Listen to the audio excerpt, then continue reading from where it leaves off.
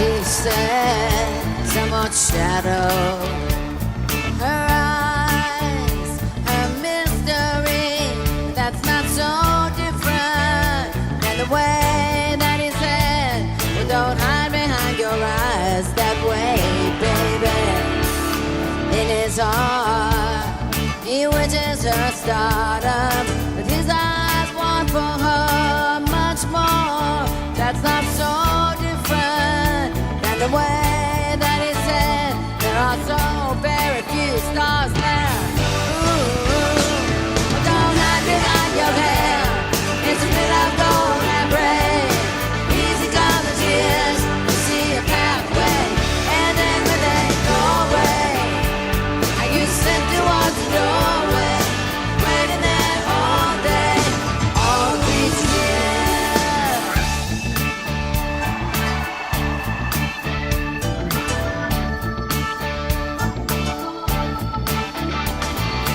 In his heart, he wishes her stardom. His eyes want for her much more, but that's not so different than the way that he says, well, don't hide behind your eyes that way, baby. Well, don't hide behind your hair. It's a bit of gold and braid. Easy come the tears. You see a pathway, and then when they go away, you slip towards the doorway, waiting there all day, all these years. United.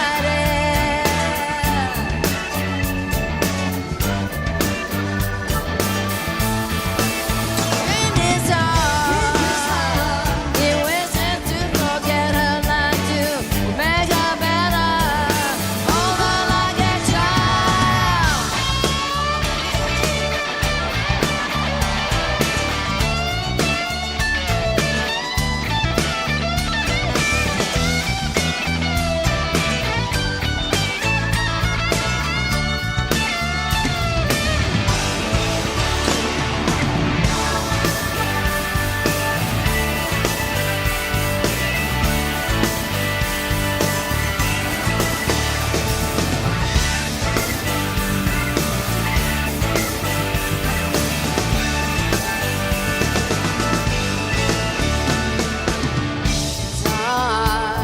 He wishes her stardom, but his eyes want for her much more. But that's not so different than the way that he says, well, don't hide behind your eyes that way, baby.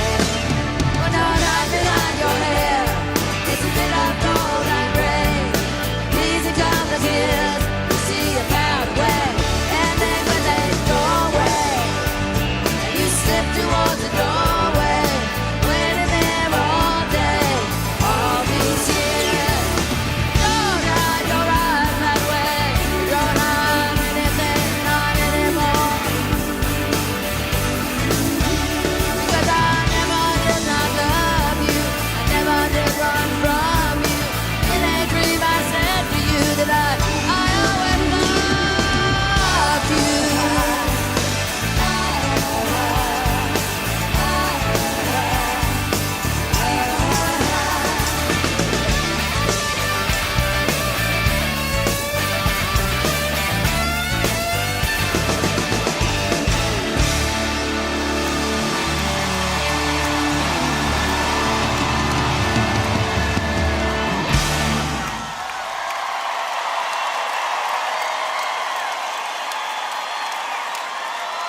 Welcome, everyone!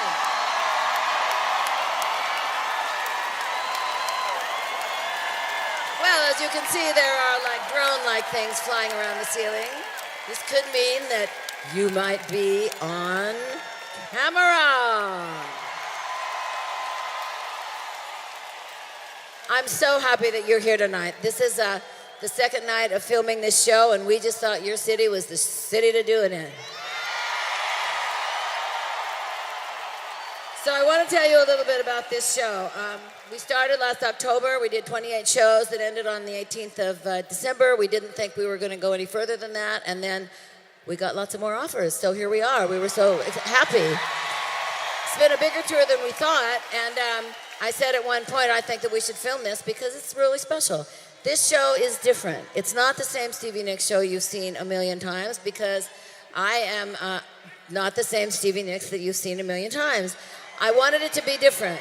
So I went back through something I will talk about a lot in this set. I went through I call it the dark gothic trunk of lost songs, and picked out some songs that were supposed to go on records and didn't for whatever reason. Songs that I just wanted to always do and was afraid to do. Lots of reasons why you don't do songs, because you go out and everybody says, this is the songs you have to do, and you just go along with it. This time I said, at my age, I am not just going along with it. I am doing some new songs. It's a trip. It's a journey. Come with me. Let's go!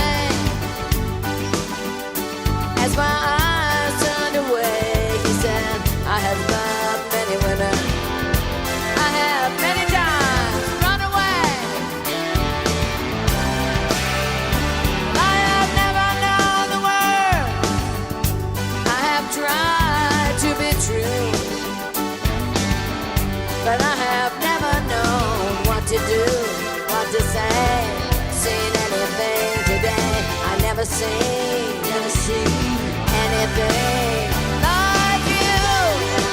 Falls in love somewhere in the twilight, dreamtime, somewhere in the back of your mind. If anyone falls, so I'm never gonna see.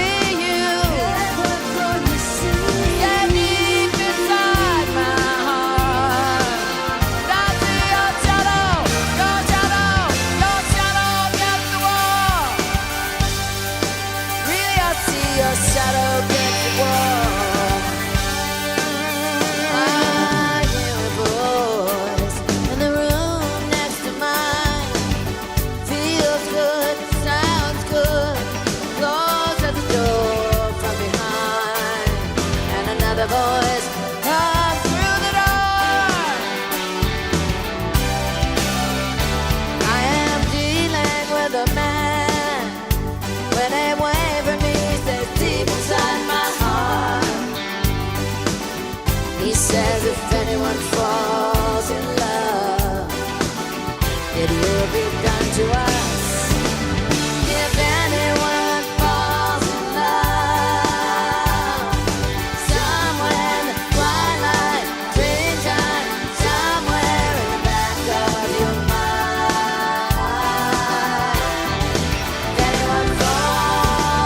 If anyone falls in love,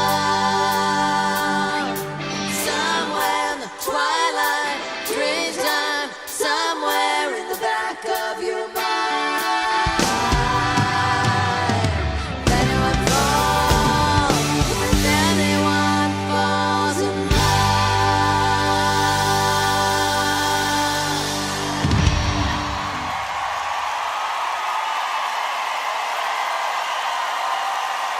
Thank you.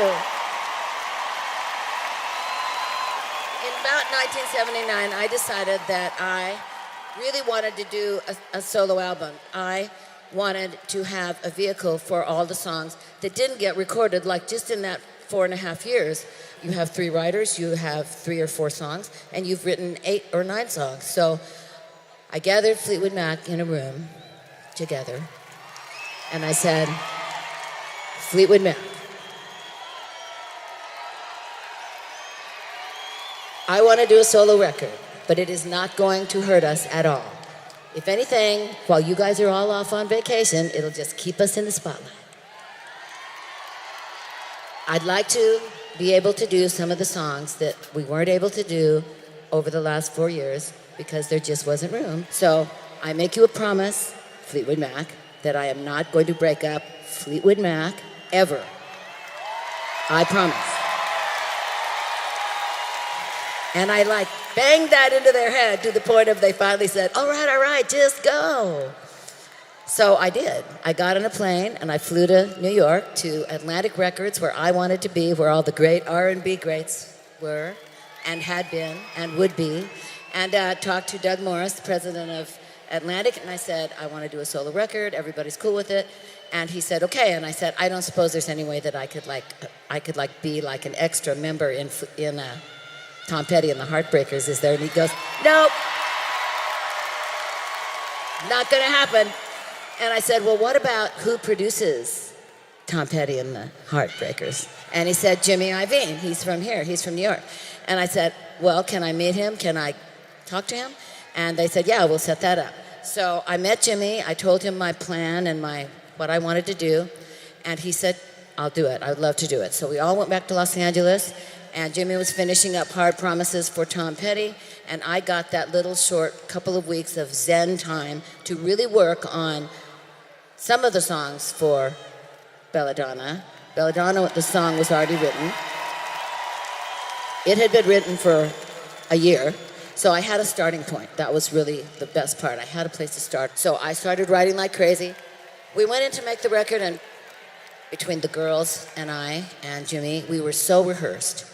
And also Waddy. It's like we were a fine-tuned, rehearsed, organized machine. So we finished the record in 3 months, which was unbelievable, and less expensive than anybody thought. And at the end of it, Jimmy walks up to me in the studio and says, so Stevie, we have a problem. I don't know whether this is, now he's my boyfriend at this point. So I don't know if this is a boyfriend-girlfriend problem or if this is a music problem. I don't know what a problem it is. So I said, what is the problem? And he said, we don't have a single. And I'm like, the word single is like, it's elusive. So what the heck is a single exactly? I said, well, what? He said, I have a plan. That guy you're crazy about, Tom Petty? Well, this nice man has offered to give you a song. It's already recorded, it's fantastic, and he's offering to sing it with you if you would like.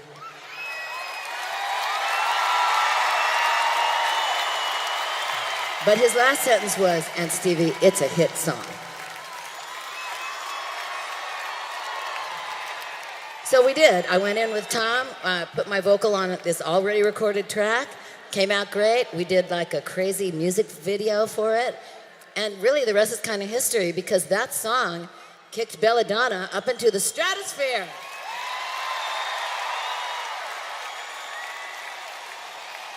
We are going to do it for you now. It's called Stop Dragging My Heart Around. Thank you, Tom.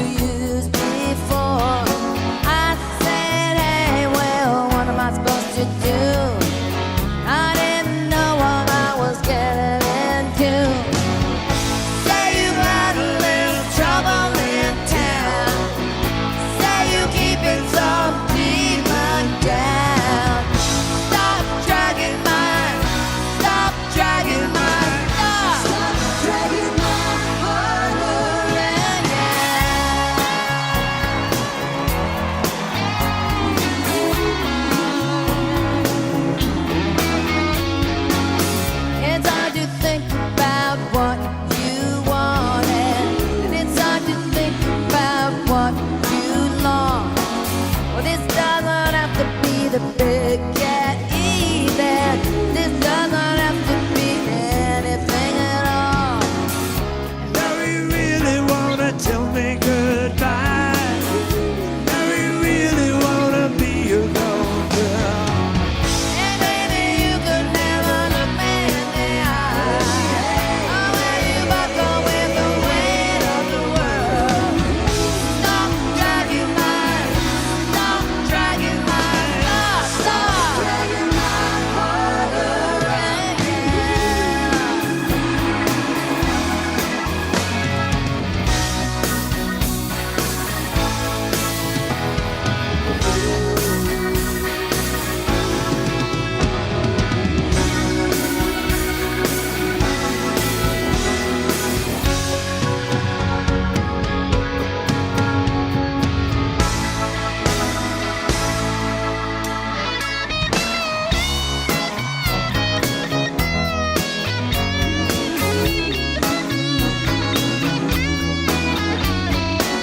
There's people running around loose in the world. Ain't got nothing better to do. They make a meal of some bright-eyed kid. Ooh, you need someone to look after you. Now you really wanna tell me goodbye. Now you really wanna be alone, girl. Hey, baby, you could never look me in the eye. Oh, how you buckle with the weight of the world. Stop dragging my, stop dragging my, stop dragging my heart around, yeah.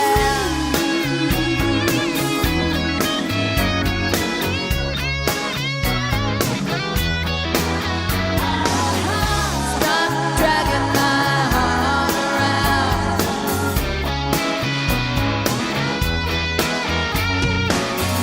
Stop dragging my heart around. Won't you stop dragging my heart around?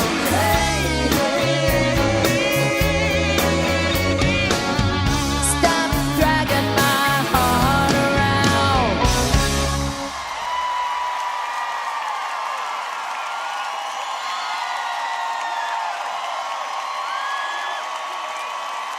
Thank you. That was fun. Any girl in a rock and roll band could have written this next song. Just happened to be me. The story of this song is that sometimes, you know, something happens to you and it's like a picture and it makes an effect on your brain. If you're an artist, you draw a picture. If you're a poet, you write a poem. If you're a songwriter, you write a song about it. That's what I did with this. Something like affected me so heavily that I, you know, went to the piano and wrote this next song. When we first moved to Los Angeles, Lindsay and I, in 1971, we were really young. We moved in with our producer, Keith, who let us move into his house for free, into his tiny little house. And the first person that we met was our friend Waddy Wachtel. Then there were 4. And we had our 12 demos that became the Buckingham Nicks album with us. But we had to redo them because they were demos. Even though they were really, really good demos, we still had to redo them for a record. So we went to work on that. We did the record. It went out. Nobody ever heard it. Lindsay and I ended up joining Fleetwood Mac. And then it was 1975. So in 1975, I had a Toyota. And the Toyota didn't have any reverse. And we'd been driving in the Toyota since like 1971. So it was really beat up. However, it got us from A to B. When we joined Fleetwood Mac, the first thing that happened was we went into rehearsal. And we started getting paid $200 a piece. He got $200 in cash, and I got $200 in cash for the first 4 weeks. Then on week 5, we started getting $800 a week a piece. It went from 2 to 8. And we were like blown away. We didn't know what to even do with all that money. But the best part, better than the money, was that we were going to go and do some little press thing. And so we both got like a first-class ticket on an airplane. And we got picked up by a long, shiny black limousine. And I, after driving that Toyota for 7 years, was just like, oh my God. I love that so much. So I did love it so much. I got into that very quickly. I never looked back. However, I started to realize that when the black car came to get me, it was goodbye. And if it was a boyfriend, it was probably it's over. Because you could never know when you were coming back. When you went on the road and you're in this band that's getting bigger every day, you couldn't say I'll be back in 6 weeks because you probably wouldn't be back for a year. So the limousine started to almost make me like sad. And then I started to miss my Toyota. And the Toyota had already been stolen and put in the police, you know, like where they put stolen cars in the police thing, and people stole it twice, and it did 2 robberies, and then the 3rd robber stole it again. We never saw it again, so I couldn't even get it back. Anyway, this song is kind of the story of what it was like to go through that, from being really, really poor and having a Toyota with no reverse to having kind of everything, and that it wasn't all as good as you might think. Kind of crazy. It's the picture I painted, the poem I wrote. It's called Belle Fleur.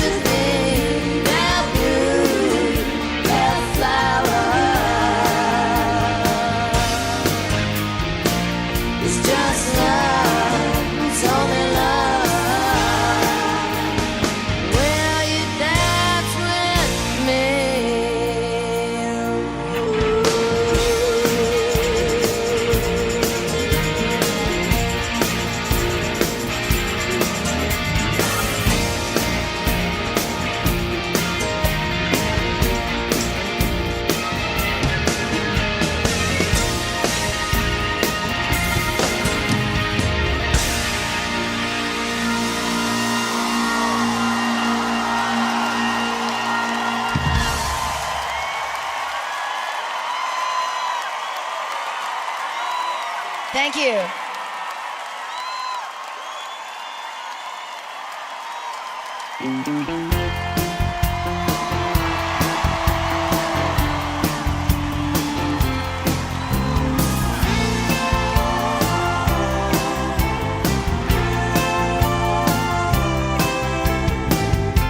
So I'm back to the velvet underground, back to the floor that I love, to a room with some lace and some paper flowers, back to the gypsy that I was, to the gypsy that I was.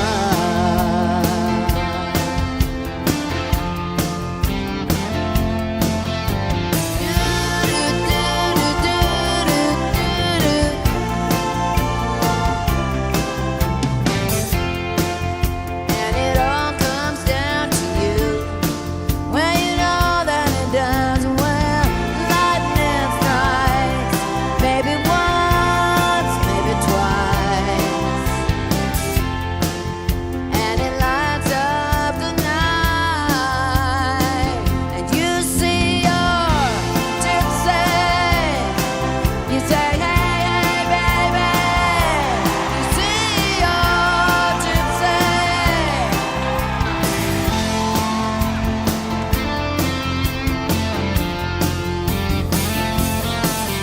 To the gypsy that remains and faces freedom with a little bit of fear. I have no fear. I have only love. And if I was a child, and the child was enough for me to love.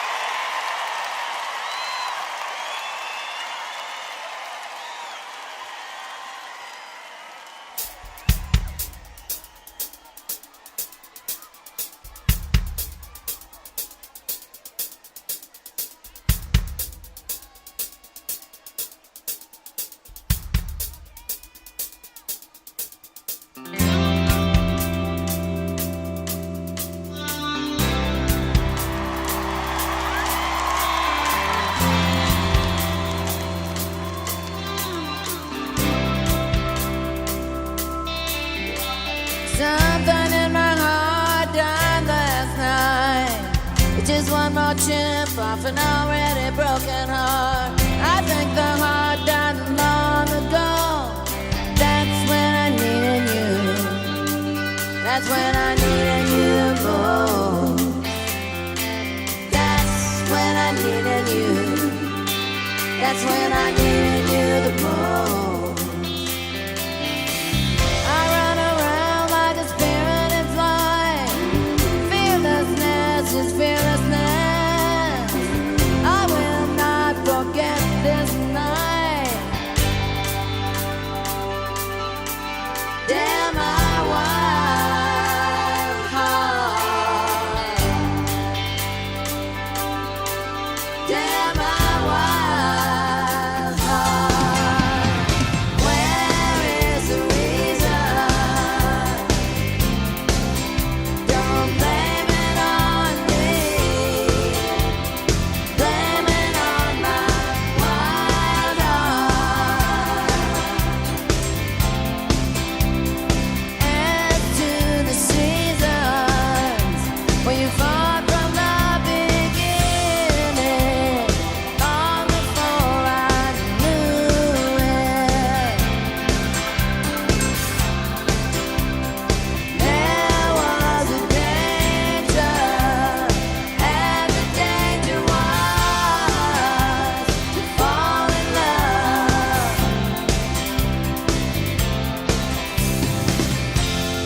In dark sorrow, that gets down into the darkest heart. If I leave you, you say not even you can tear us apart.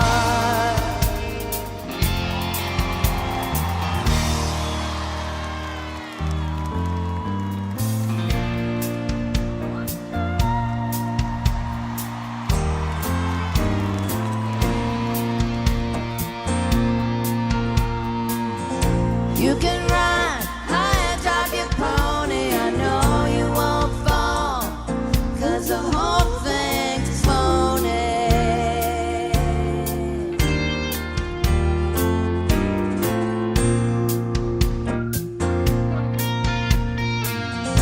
You can fly, swinging from your trapeze, scaring all the people, but you never scare me.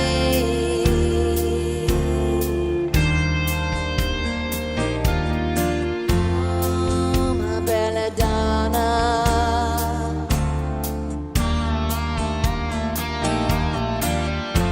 And we fight for the Northern Star.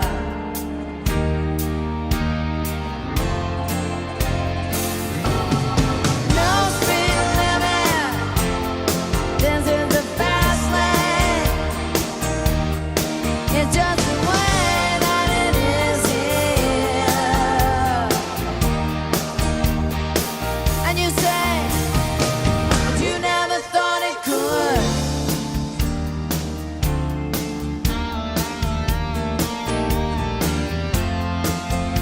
Belladonna.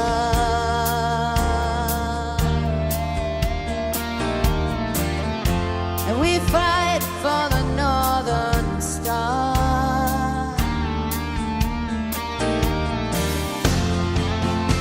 And the lady's feeling like the moon that she loves. Don't you know that the stars are part of us? And the lady's feeling like the moon that she loves. And you say you never thought it could.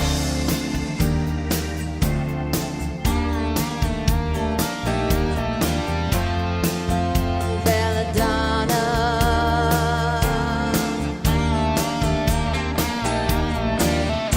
Coming out of the darkness.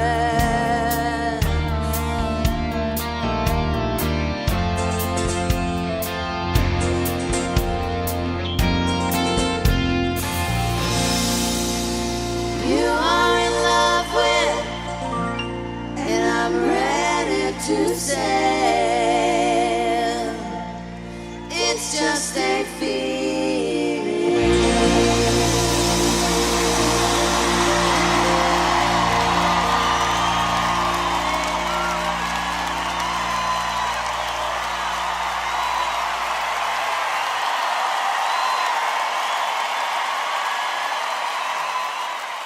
Well, first of all, to start out this next story, I have to say this something. It's just a funny thing. When I look down at my feet in this cape, it's like I fly like 35 years back because from here down, it looks exactly the same.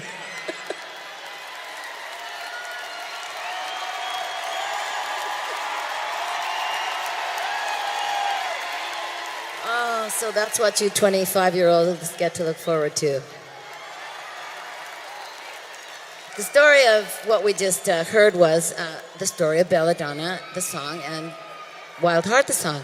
When the record was done, we knew that we didn't have a lot of time because my other job was always calling. We threw a tour together very quickly. We went on tour. We actually filmed it at the Beverly Wilshire Theater, thank goodness, in Los Angeles. And we probably were out like 4 weeks, maybe. And I got a phone call from my other job saying, we have been in Paris, France, at the Honky Chateau, 40 miles outside of Paris, for 4 weeks, and we need you now. I made a promise, so I said, you know what, you got to roll with the punches here. So I told Waddy and the rest of the gang, I got to go. We wrapped that up, and I packed a bag and got on an airplane by myself and went to Paris, to 40 miles outside of Paris, to a castle with no air conditioning and no ice, and Lindsay.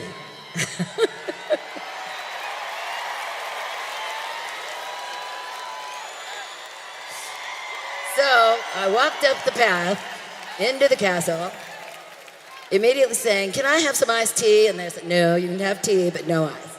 I knew that this was going to be an interesting endeavor here in a foreign country, in a castle with no ice, but this was my thing.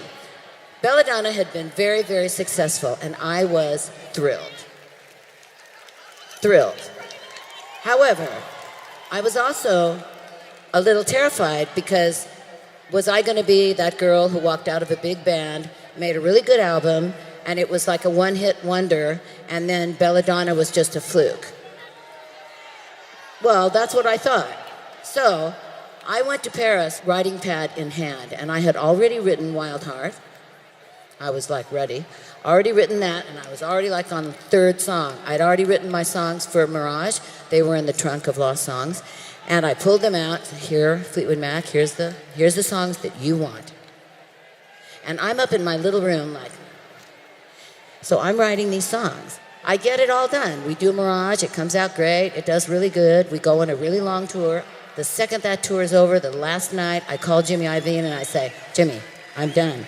I've written the title song for my next solo record. It's called Wild Heart. It's really good. I think you're going to love it. I've also written 4 or 5 others, and I'm coming home next week, like this week. So can you book a studio? How do you feel about that? And he said, what can he say? He said, okay, I'll clear my schedule.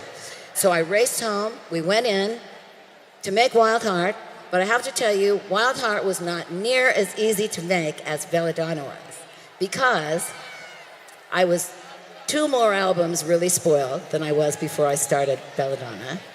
I was like a little more arrogant. I was a lot more crazy,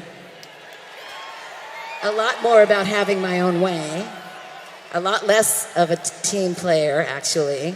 I'm saying this about myself. So, I walked into the studio, and I think Jimmy immediately, who Jimmy was not and never was crazy, like us, like all of us. So Jimmy said, all right, let's go. So we started to make this record, and it wasn't easy. However, it was different, and that's what I needed. I needed it to be different. It was kind of like uniquely wild. So when it was done, I loved it. I was so proud. We put Wild Heart out. It did really well. It was just as successful as Belladonna. And I got to step back, stand back, and say to the world, Belladonna was not a fluke. But most important, Wild Heart was responsible for that. And because of Wild Heart, Stevie Nicks' solo career was not a fluke.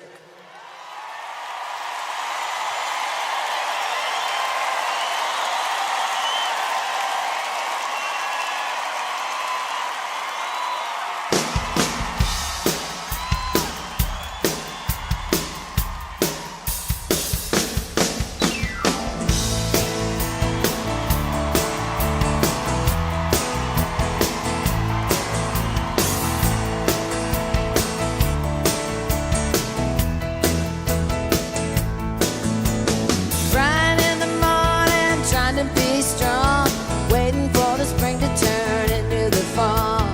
Love don't mean what it says at all. Now my destiny says that I'm destined to fall. Well, you thought you saw something in my eyes. Well, it's a shame that you wanted me, you didn't try. Quite a sad face, oh darling, was it my darkness, shadow light? I mean to cause no trouble for you, that is the story of my life. Well, you thought you saw something in my eyes. Well, it's a shame that you wanted me, you didn't try. Well, it's just a lie through the night. Enchanted, ooh, I hope you make it.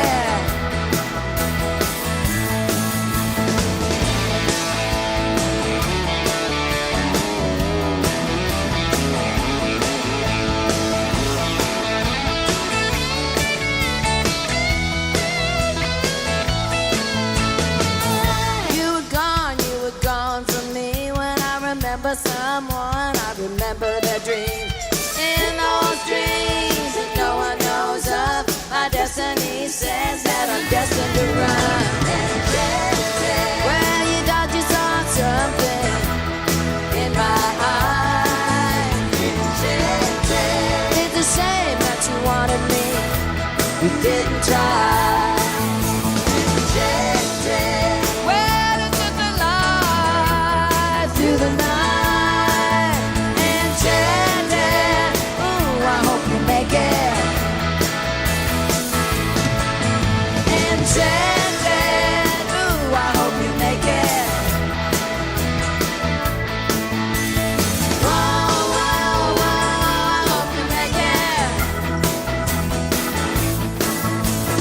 Oh, oh, oh, I hope you make it. Yeah, yeah, yeah, I hope you make it. Yeah, yeah, yeah, I hope you make it.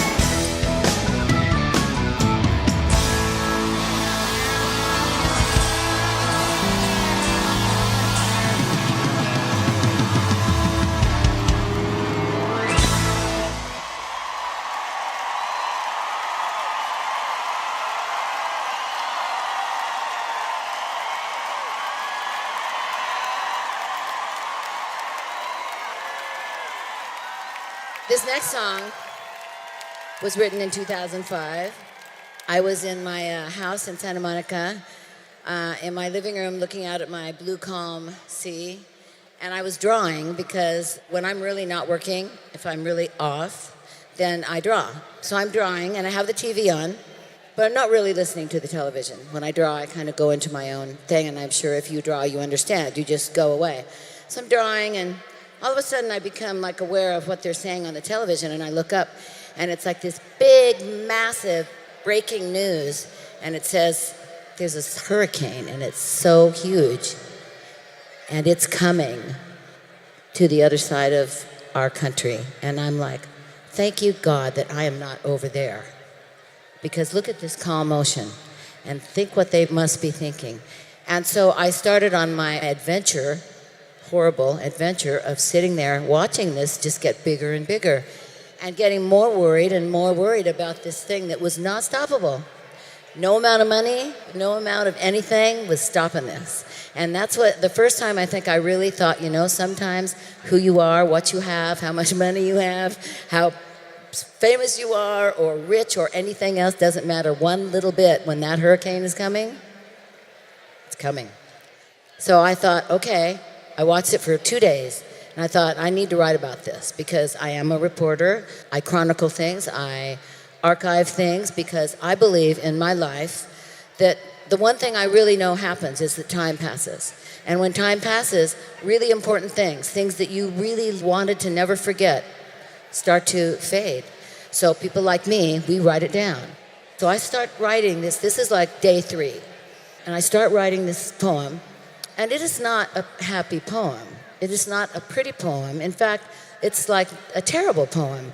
And I'm thinking to myself, okay, gee, when this hurricane slams into New Orleans, they're going to be so happy in 10 years that I wrote this dirge, horrible thing about their city. So throw that away. You have to go back, start at the beginning. So I crushed it up and threw it in the wastebasket, started over it. And I said, how can I attack this?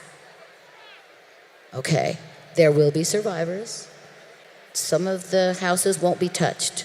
Some of the houses will come down, they'll be rebuilt. The dogs can swim, most of them are going to get out. The people that are on the roofs, they're waving like crazy. A lot of those people are going to get saved. People will come back. New Orleans won't die. It will survive. It will, at some point in our lifetime, again, become a celebration of life and a celebration of survival and a celebration of what a great city can do to fight back a monstrous storm. And that's what I did. I wrote a poem about that. Then I put it to music. I liked it.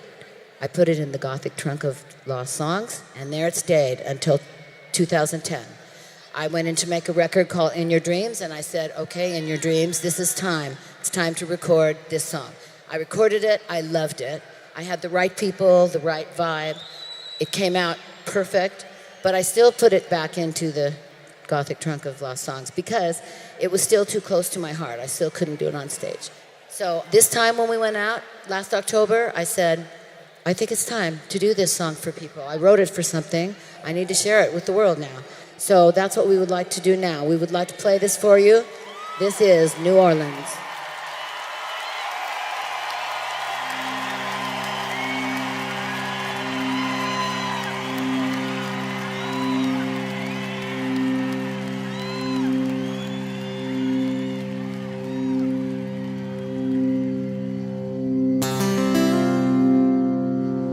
In the city of dreams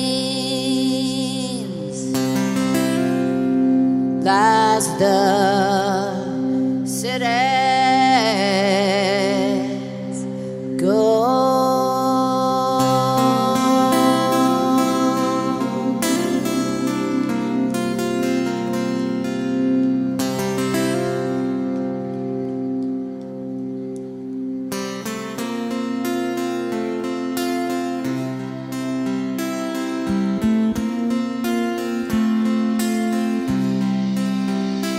There's a beginning, there's a middle and an end. In this city we reach out for the middle ground. We throw a great party so hearts will start to mend. And we forgive, at least we try. In the midst of the sea of dreams lies a perfect storm. In a sea of tears lies the city's ghost. In the spirit of the Mardi Gras, where the people hope that their lives will get better. The people hope that their lives will get better. I wanna get a room in New Orleans. I wanna sing in the streets of the French Quarter. I want to dress up, I want to wear beads, I want to wear feathers and lace. I want to brush my and rise, go down Bourbon Street.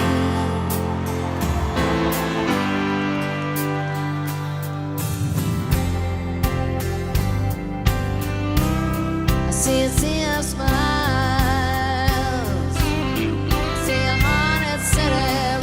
down. I see hope in all their faces behind the mask of Mardi Gras, where the good and the righteous walk and the wicked as well.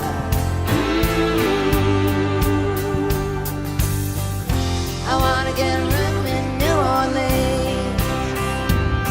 I want to sing in the streets of the French Quarter. I wanna dress up, I wanna wear beads, I wanna wear feathers and lace. I wanna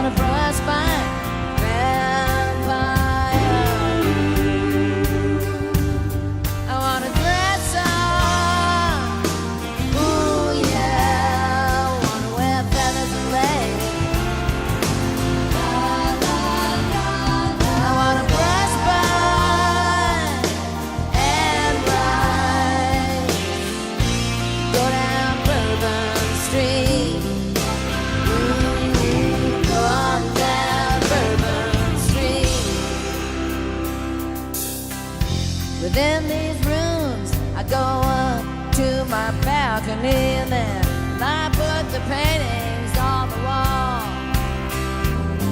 And I open up my gallery and I open up my doors and I stare at the city. As I stare at my city, I want to get a room in New Orleans. I want to sing in the streets of the French Quarter. I want to dress up, I want to wear beads, I want to wear feathers and lace, I want to brush my and my I want to get back to New Orleans. I want to sing out in the streets of the French Quarter. I want to dress up, I want to wear beads, I want to wear feathers and lace, I want to brush my and rice. Go down Bourbon Street. Go down Bourbon Street. Walk down Bourbon Street. Go on down. Go on down. Go on down. Go on down Bourbon Street.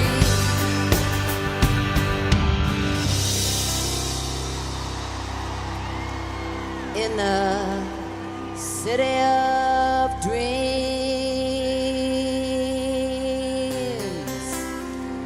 lies the city's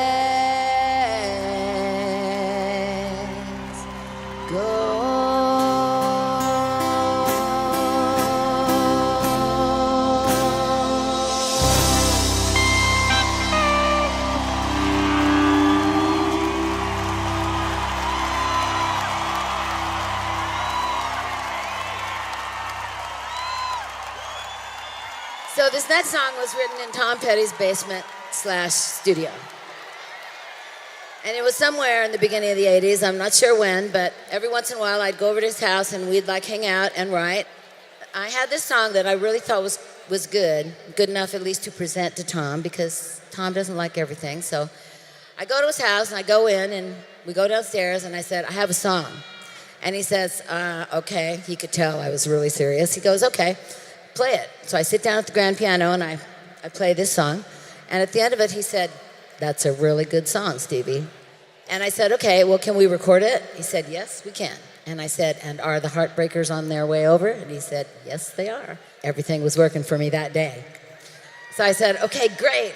And so the Heartbreakers came in, we recorded the song, and it was just one of those songs. Took 20 minutes. Good news is, took 20 minutes. Bad news is, took 20 minutes. I would have preferred for it to have taken all day, but it didn't. It just was one of those, like Belladonna, it just flowed. So it was done. I put a really good vocal on it. Tom put a little harmony on it. And it was dark. I was going home, and it went back into the Gothic trunk of lost songs. And there it stayed because I wasn't doing a record, and Tom wasn't doing a record, so there was really no place for it to go until now. So when I went to Nashville about a year and a half ago, I took like a suitcase, actually it was the trunk, to Nashville, and I took a bunch of my demos, of which this was one of them, and I said, I want to record these songs, but I want them exactly the way that they were. I don't want any changes. I don't want any little new parts.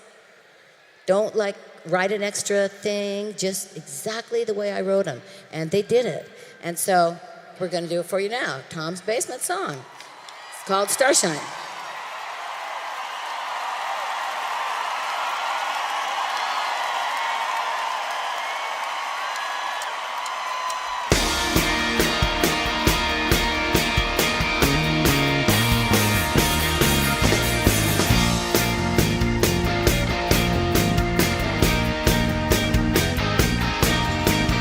Starshine, ooh, you used to be silver.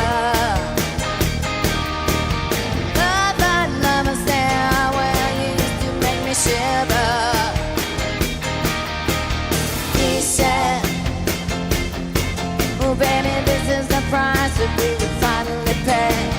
I said, I don't believe you, I need you. Well, I need you to stay.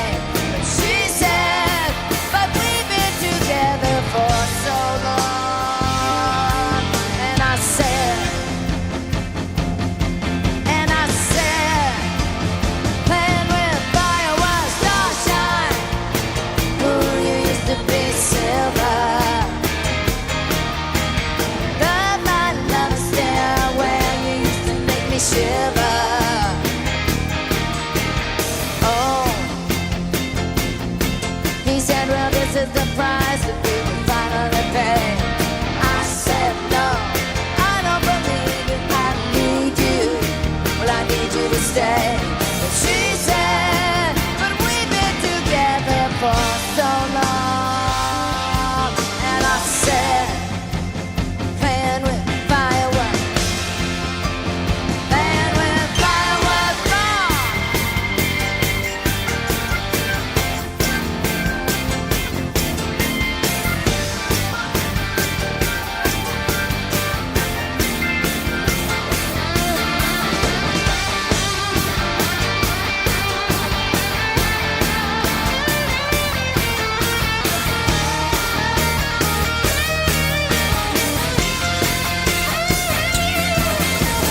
Starshine, oh, you used to be silver. Love like never stare where you used to make me shiver. He said, oh, baby, this is the price that we would finally pay. I said, I don't believe you, I need you. But I need you to stay. She said, but we've been together for so long. And I said, playing with fireworks, playing with fireworks, playing with fireworks, Starshine. Ooh, you used to be silver. Run, run, run away on down, you make me shiver. Run away, why don't you run away, baby? When I told you what to do with your life, but you did not save me. Oh yeah, you told me what to do with my life, but you did not save me. Starshine.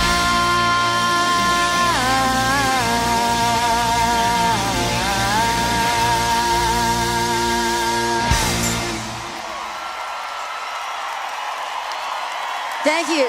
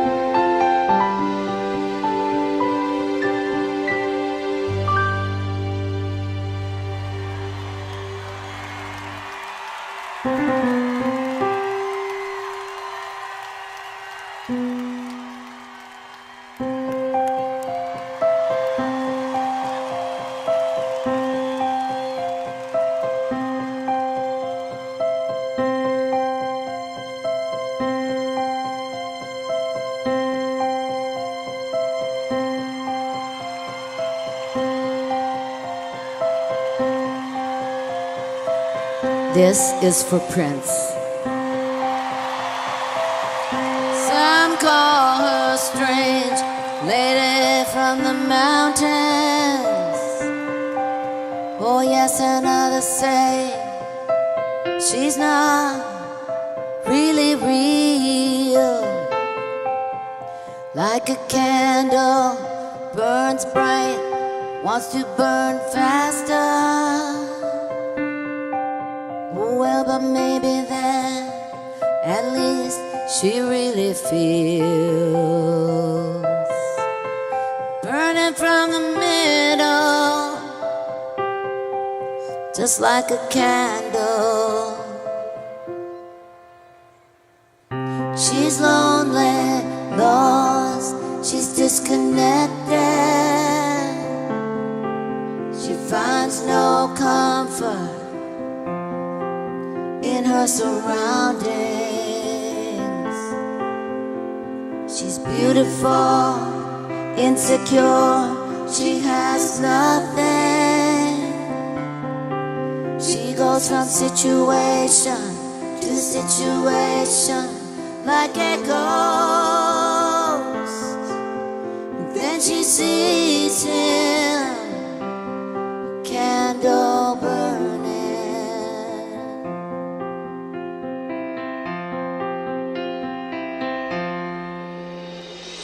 Strange, she runs with the one she can't keep up with. Ooh, it's so strange. He slows down, he's so desperate to stop her. And they meet in the middle. They both run from the one who hunts them. And they drop to the forest floor, frozen. They drop to the forest floor, frozen.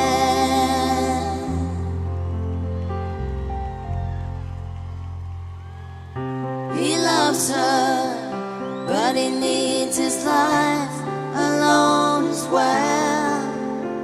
But does he know the road or the reasons why?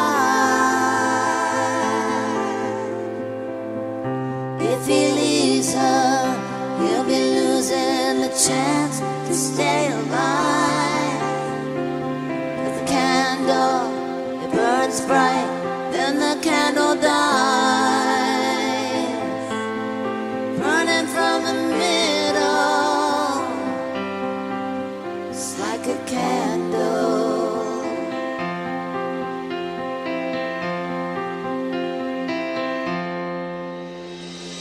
Strange, she runs with the one she can't keep up with. Ooh, it's so strange.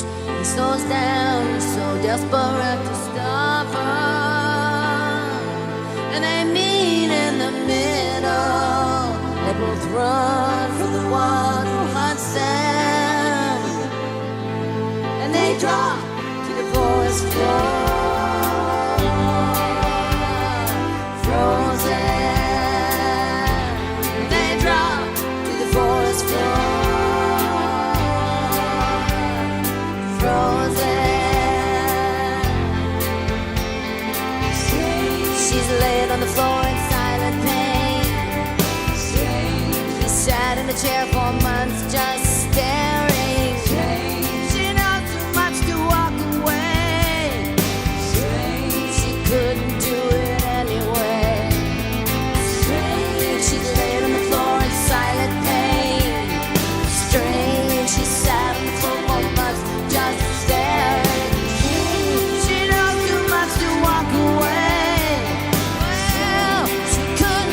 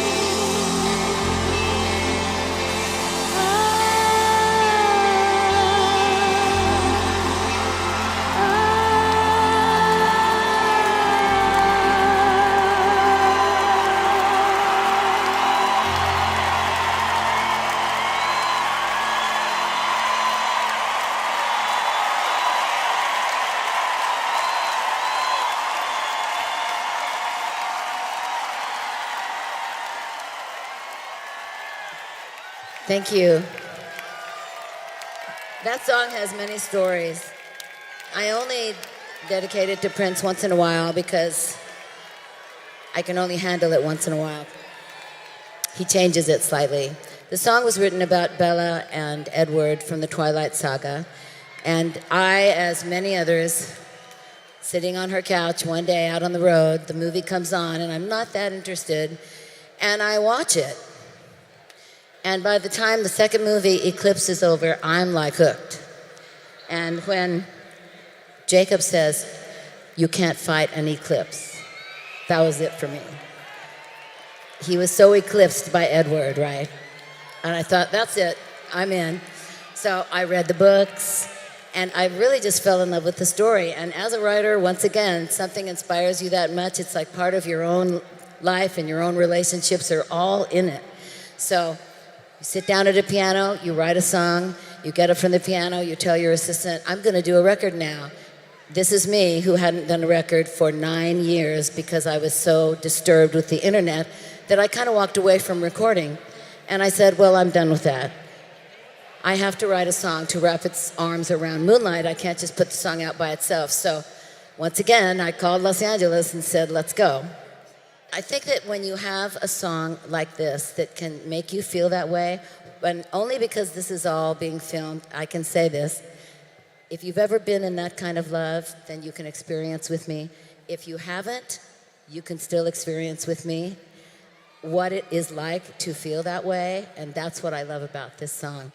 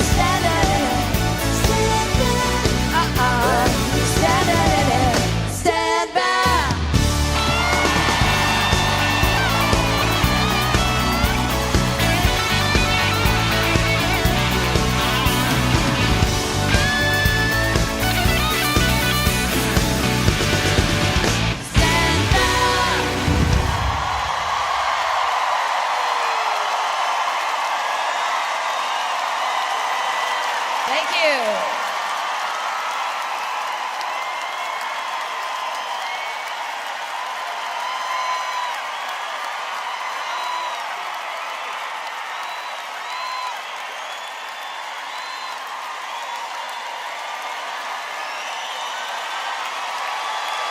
I know.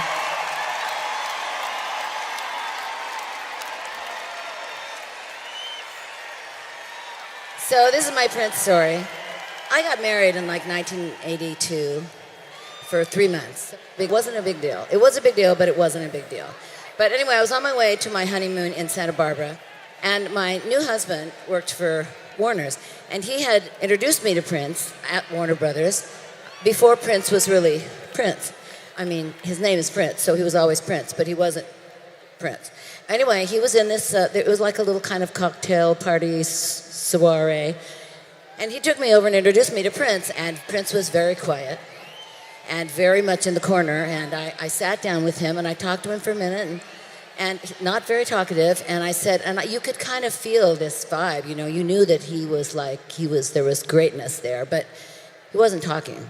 So I finally said to him, well, you're going to have to learn how to talk more, because you're just going to have to. Because I am a social butterfly, and I am now going to mingle with the rest of the party. So, nice meeting you. Bye-bye. So I go off and, do the rest of the thing. I didn't see him again for several years. So anyway, on the way to Santa Barbara, this song comes on, and my husband Kim says, he looks at me and he goes like, what are you doing? Because he can tell that I'm like, I'm humming, I'm writing a song to Prince's song. But I don't know it's Prince. And I go like, I take 1 second, I go, who is this? And he says, it's Prince. And I said, well, I'm writing a song to Prince's song right now in my head. And he said, well, you can't do that because it's a Prince song. And I said, no, I'm doing it right now. My head is like a typewriter. It's happening. And so I said, we need paper and pencil, and we need to record it on a cassette, and then we need to go back to Los Angeles and go to a studio. So that was it. That was the honeymoon. U-turn, straight back to LA. And I went into Sunset Sound, which we have already sung about in Belle Fleur, and I took just the very small band, like 4 or 5 people, and the girls, and we recorded it. And it was really good. And I got to a point where I had to say, okay, hold up, everybody. We have to call Prince, because we can't just keep working on Prince's song without Prince knowing about it. So I called everybody I knew, management, agents, everybody, and said, does anybody have a number for Prince? And everybody's like, no. And I'm like, well, you have to get it. So finally, an hour later, somebody walked in with a number. So I call the number. The phone answers, and somebody says, hello. And I go, hello, Prince, this is Stevie Nicks.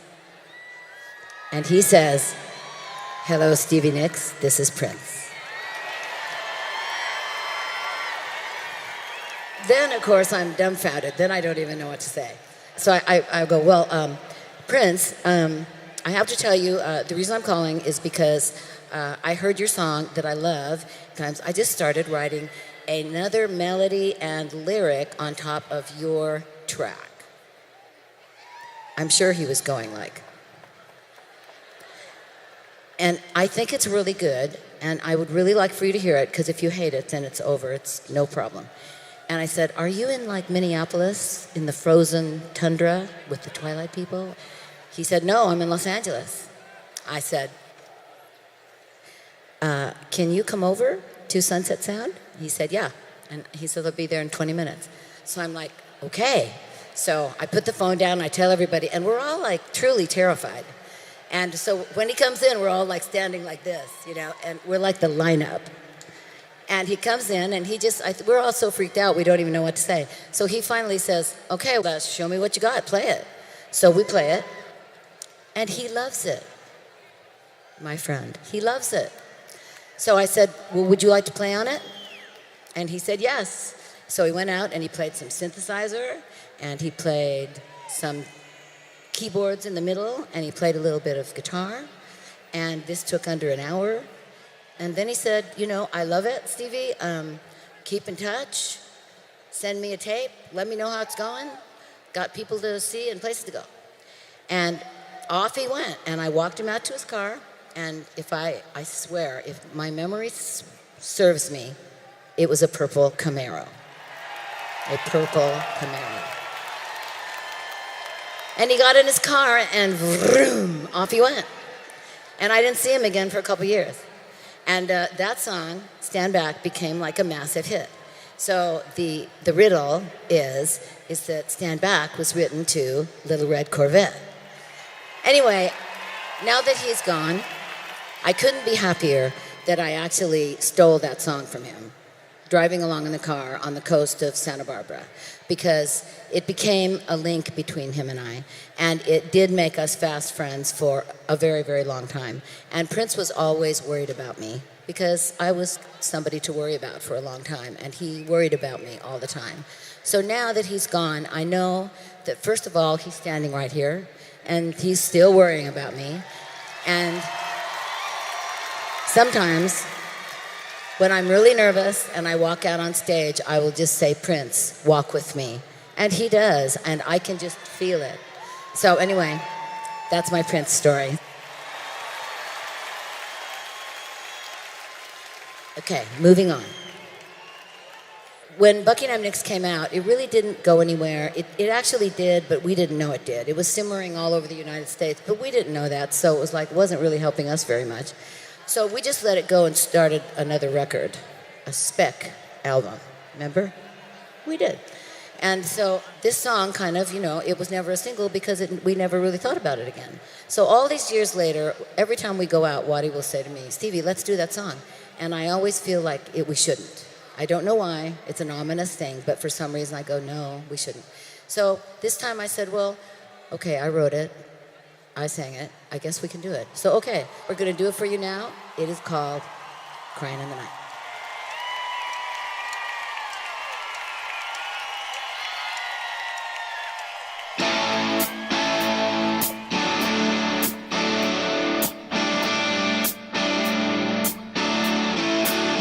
She was that kind of lady. Times were hard, whoa. She could come curling round you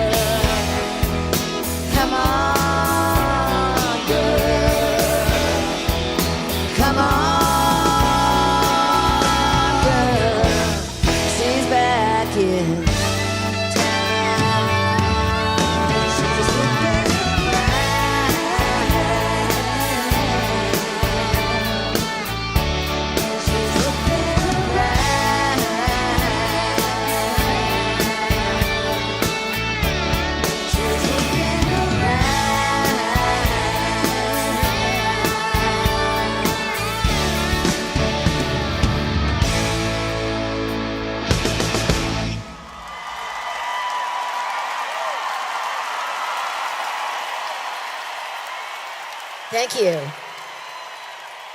So that is an old song.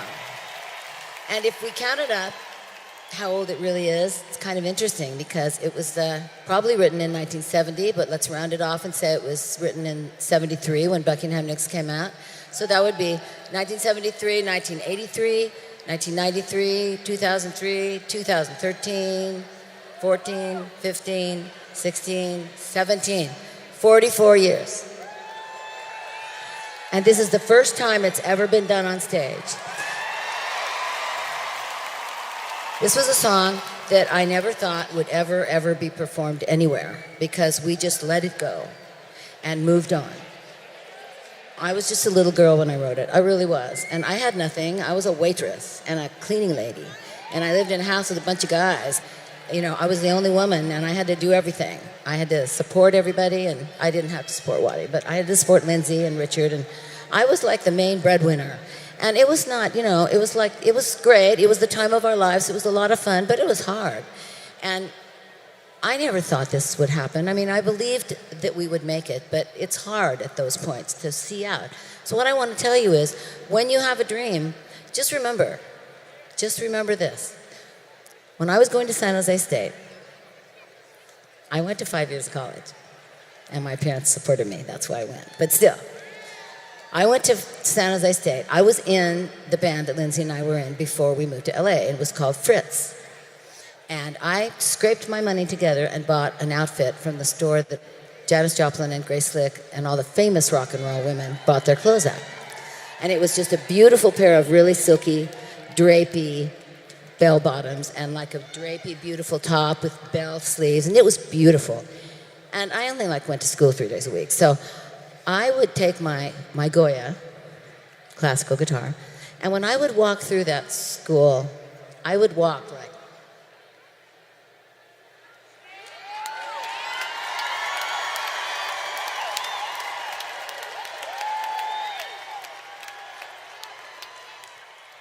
I swear to God, people would part because they thought she must be someone.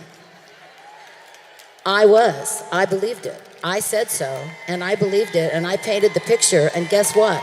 Here I stand, 43 years later, singing a song that I never thought would ever be sung to all of you, and getting to film it.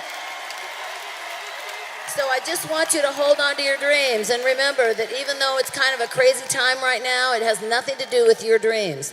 Don't let anybody ever tell you that you're not pretty enough or smart enough or talented enough or educated enough or anything enough, because you are. You have it right here in your hands. Right in your hands. It's all there. So I wish you all that. Goodness. Okay, that's it. I'm done preaching.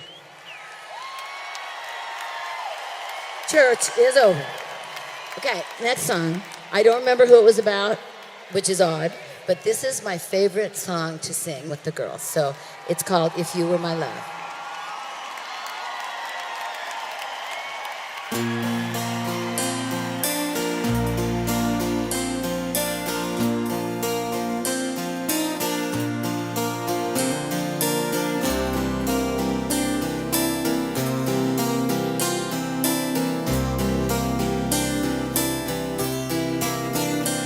Tonight there are no saviors. This night outside my window wasn't anyone's fault.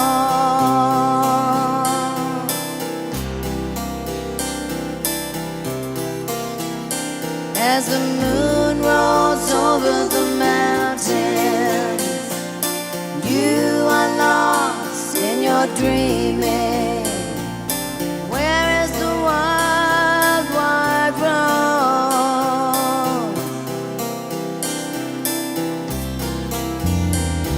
Try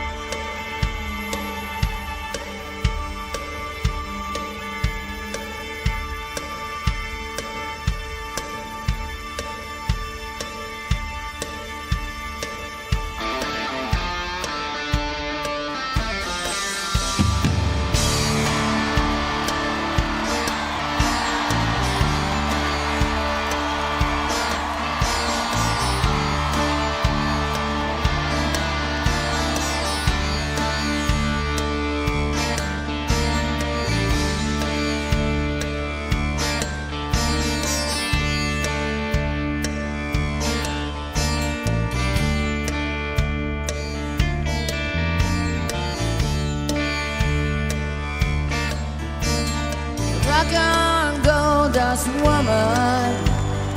Take your silver spoon, get your braid, yeah. It's a heartless challenge. You pick your path and then you pay for it. You trade for it. Wake up in the morning, you see your sunrise, but go down, you don't want to see it.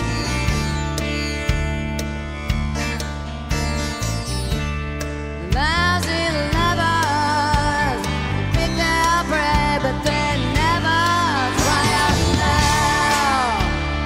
Ooh, they don't cry out. She make you cry, make you break down, shatter your illusions of love. Is it over now? Do you know how? Pick up the pieces and go home. Well, did she make you cry, make you break down, shatter your illusions of love? Now tell me, is it over now? Do you know how? Pick up the pieces and go home.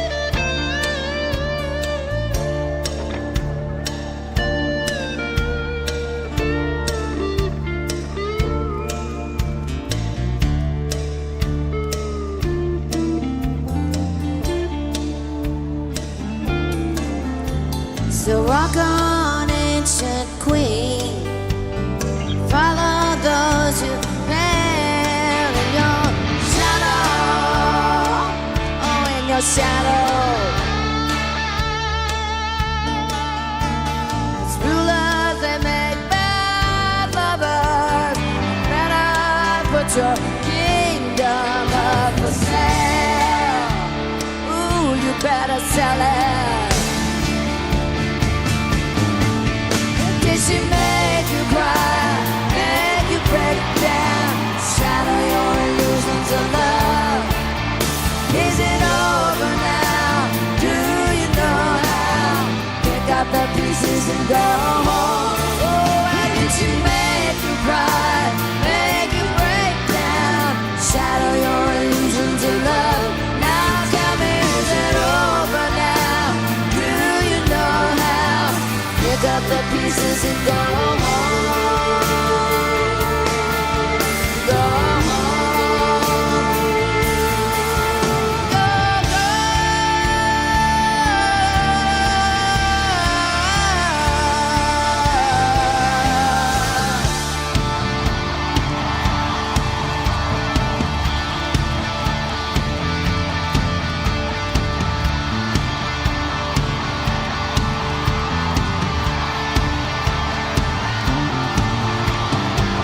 Ooh, pale shadow of a woman. Ooh, black widow. Tell me now. Ooh, pale shadow. She's a dragon. Gold dust woman. Ooh, pale shadow of a woman. Ooh, black widow. Tell me now. Ooh, pale shadow. She's a dragon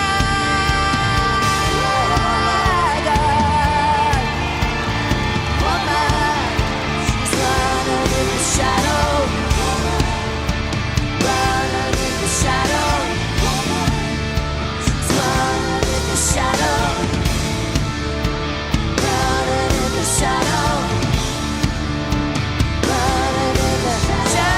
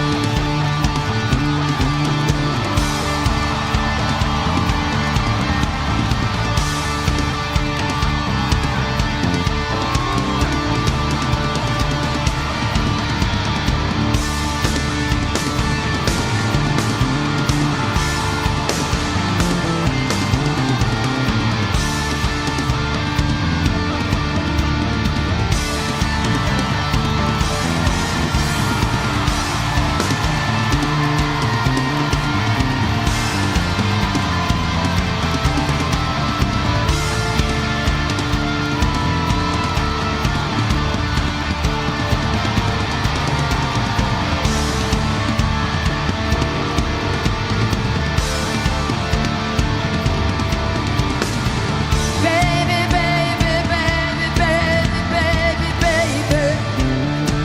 You should see me now. You should see me.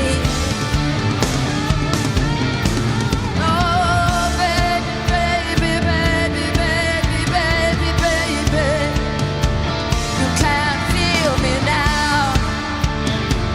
You can't feel me.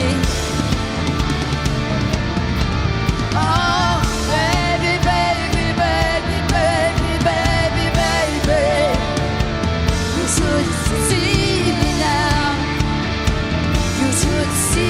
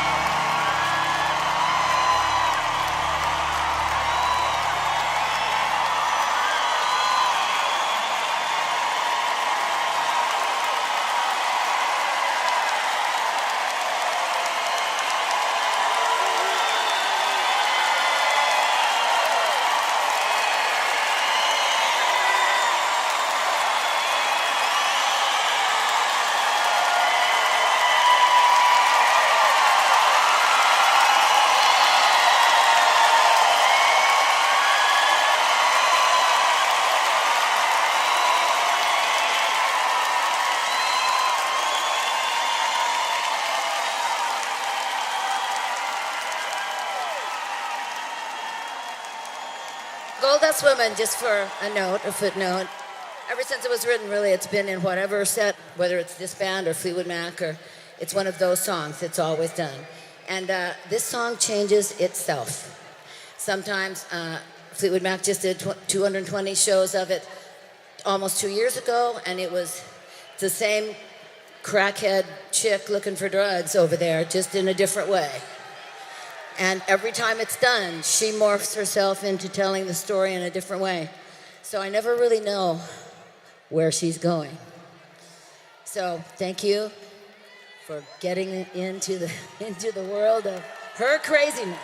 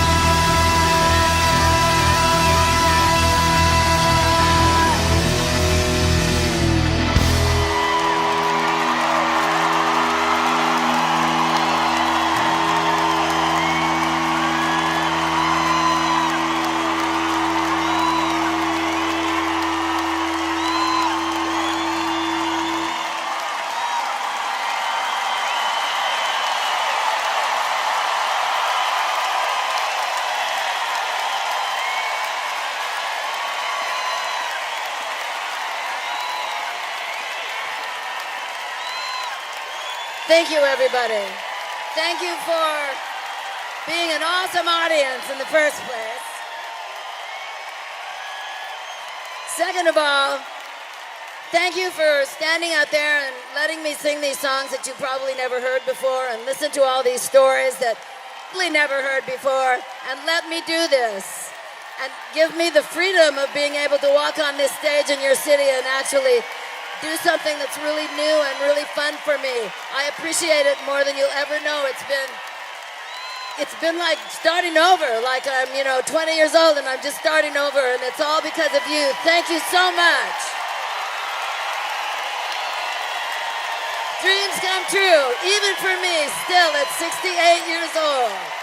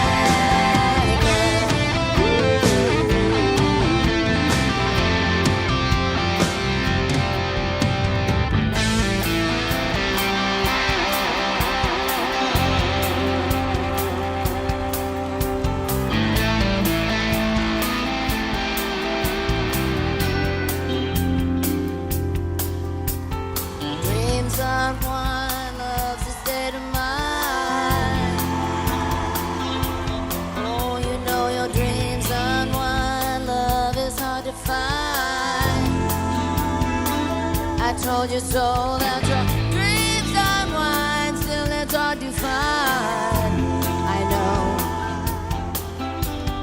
Dreams are wine and still it's dead in mine. I know. Your dreams are wine and still it's hard to find. Oh, you know your dreams are wine, but still it's a state of mind. Take me like the wind, child, take me with the sky. Take me like the wind, baby, take me with the sky. All the same, all the same, all the same, Rhiannon. All the same, baby, all the same, all the same. Will you take me with you to the sky? Why don't you dream on? Why don't you try hard? You can't leave us. Dream on it till it dream on.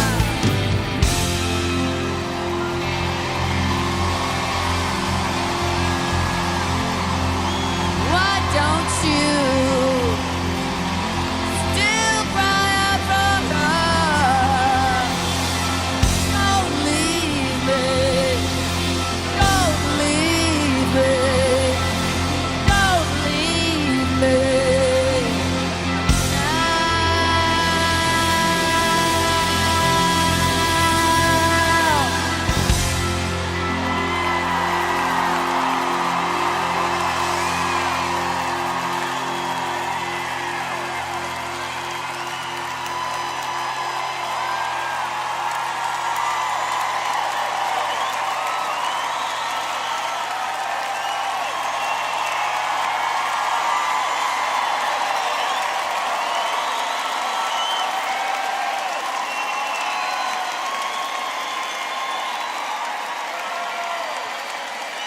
Thank you, everybody. That song, she's another one of the, like the Magnificent Seven, I call them, the songs that you have to do.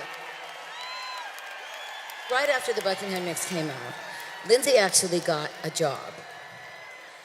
Lindsay had never had a job except like 5 minutes worth of being a telemarketer on the phone, and that lasted an hour, and he was done. So really, what was he going to do? So I didn't mind. I was, as I've already said, a cleaning lady, a very good one, actually, and a waitress. Not that good of a waitress, but still, I made money. So Lindsay got a job. He was going to go on the road with one of the Everly brothers. I don't know to this day, because Waddy hasn't really told me where the other Everly brother was, but he was not there. So Waddy was going to be the other Everly. But Waddy got a better offer from Linda Ronstadt and went on the road with Linda Ronstadt, one of my big inspirational singers. So Lindsay got offered the job to be the other Everly. So the Everly lived up in Aspen, Colorado, and they were going to rehearse up there. So me and Lindsay and our dog Ginny, our California dog Ginny, and my California girlfriend Terry, because I wasn't going to go up there by myself because he was going to leave, we popped into our Toyota with no reverse, and off went the California girls and the California boy and the California poodle to Aspen. So we got up there, barely, and moved into this horrific little apartment that was owned by this crazy, probably totally other things, fisherman. And Lindsay went into rehearsal with the Everly. And Terry and I looked at each other and said, this is never going to work for us. So as soon as Lindsay leaves, we're going to find a new place to live. So we just waited for him to go. So very soon, a couple days went by, he gets in the car and off he goes with the Everly and their band. And so me and Terry and my dog Jenny, we're standing like, bye, have a good time. And off they go. And Terry and I move into a really, really cheap but nice motel. We had $250. So then we decided we would network the city. We would meet people, and somebody would let us have a room in their house. So we did, and we did meet people that gave us a room in their really fantastic condo, which was really good. And so we lived there for almost 3 months. And at one point, these guys, who were very nice and asked nothing of us, said, we're going to dinner with some very cool people. Would you guys like to go? So we said, sure, of course. And for some reason, I took my guitar like I was going to play. Not really, but I took it. So we go to this, it must have been like a $10 million house. And we walk in, and I'm just like, and there's a view. It's just, I'm like, oh, this is so me. And so they're getting ready to go to dinner, and I asked the people, can I just stay here and sit on your beautiful carpet? And because I'd like to write a song in your house. And they said, absolutely, great idea. Of course you can.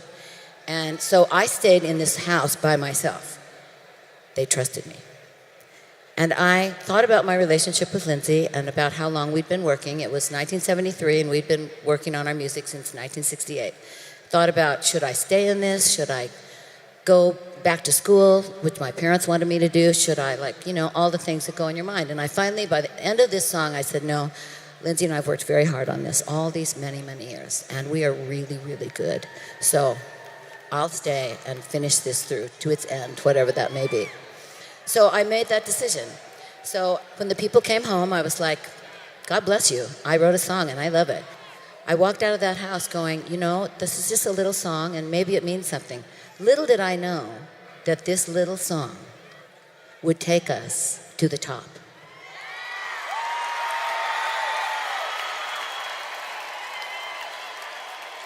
And it did. It is the song that we play every time we do a TV show. Every time we do anything, this is the song they want. I say, don't you want to hear something new? And they're like, no. So this is dedicated to Max, the favorite of all the children. This is Landslide.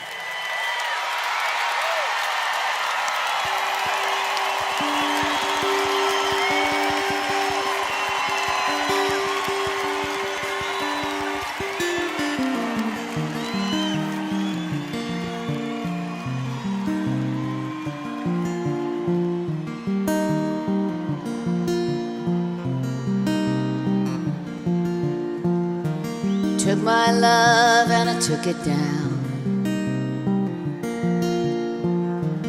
Climbed a mountain and I turned around.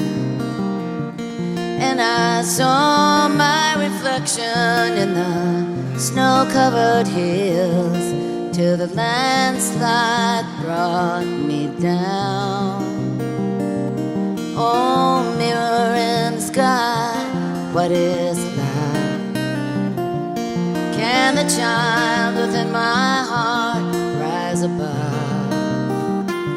And can I sail through the changing ocean tides? Can I handle the seasons of my life?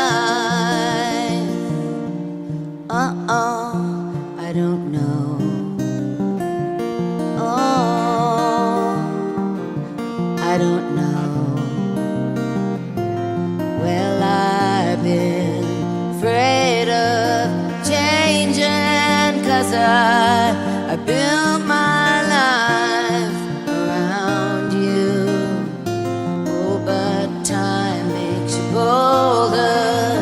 Children get older. I'm getting older too. Yes, I'm getting older too. So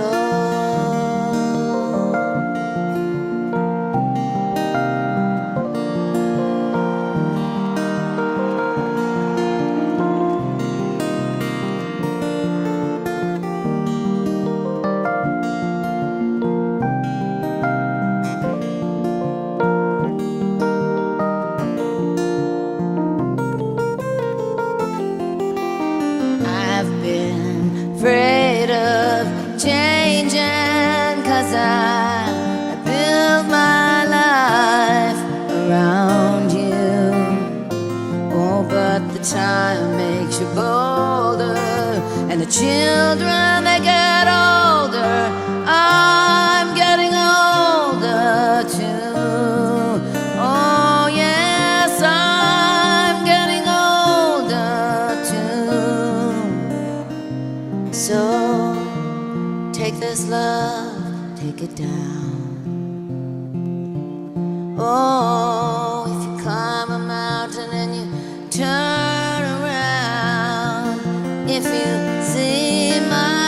reflection in the snow-covered hills, where the landslide will bring it down, down.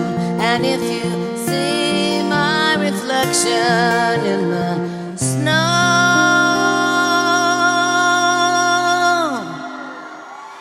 covered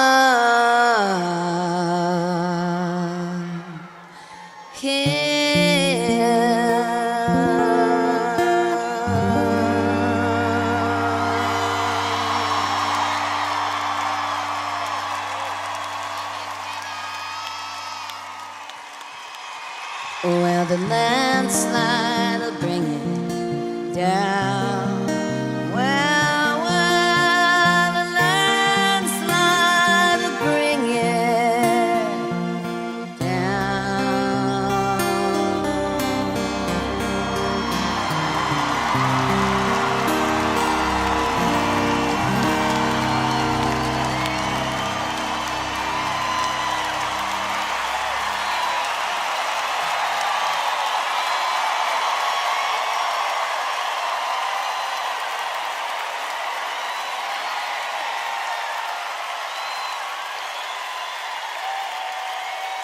You have to be a really excellent guitarist to be able to take the little song that Stevie wrote that only has like 4 chords in it and put a total jazz chord at the end. That sounds great. I'm like, it blows my mind every night. Ladies and gentlemen, it has been our pleasure to be here to entertain you, to fill your night with fun, hopefully. Take my stories to heart because they mean something. And when you get really like bummed out and down, go like, 44 years she sang that song later. I go, I can do it because that is why I do this. It's the only reason I'm up here is to try to like make your life better. Better. Better. I love you guys. We'll be back.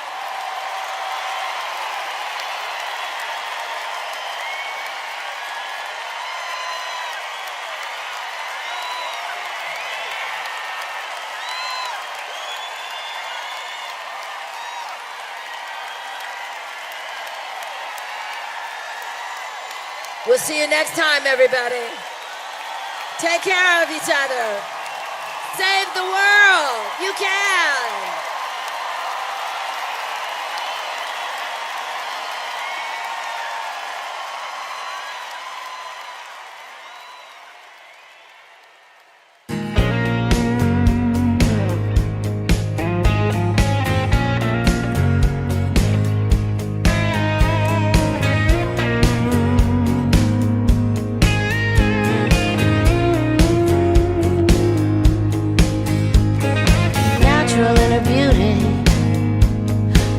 You could say she's just an unapproachable comedian, having much faith in her talent. She did a work no comedian has not been the clown. She did her work, but her heart was quietly crying. I guess she even felt guilty about even dying. Sad Mabel Norman. So my friend is continuing on a destructive road. His life passes before him like an unfortunate circumstance. He and his friend are at odds, and he is not winning. Why does someone always have to win? He says it matters. Strange things to follow when you love someone. So you put that someone in exile. Beloved exile. He called today. He said, don't give up. I asked him, what are you talking about? I said, things are not the same since you've been gone, Rome burned down, and still it's all the same. So I moved away from the house that held nothing but waiting for messages. I went running with the sun, and I pray every day for the answers. It's still an almost